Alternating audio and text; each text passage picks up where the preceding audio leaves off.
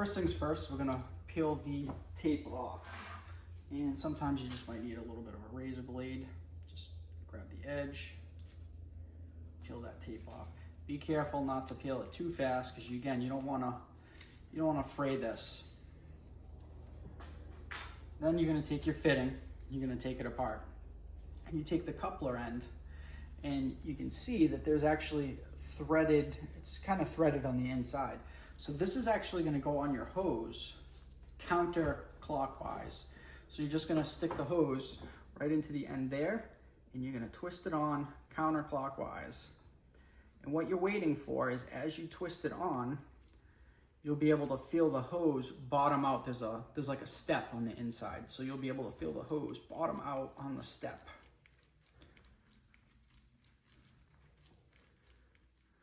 And right there. Did you feel that? Probably not. And then what I usually do is I just give it basically a quarter of a turn so that it's not jammed up against that step. Now this is an important part. Take a marker, paint pen or something, and make yourself a little mark.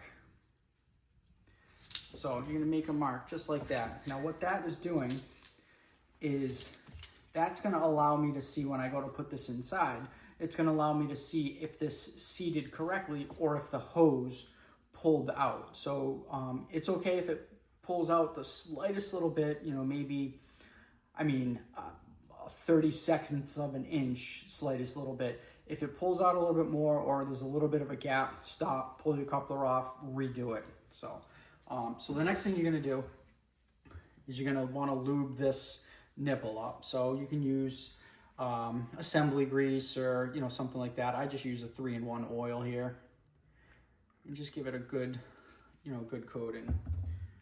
And then this is gonna thread in clockwise. So you're gonna thread it in by hand as far as you can.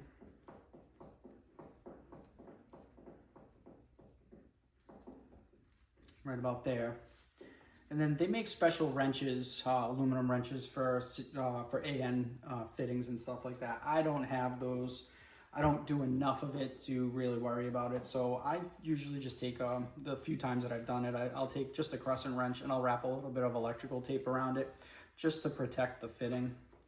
And, just set it in place and just hold that fitting right there.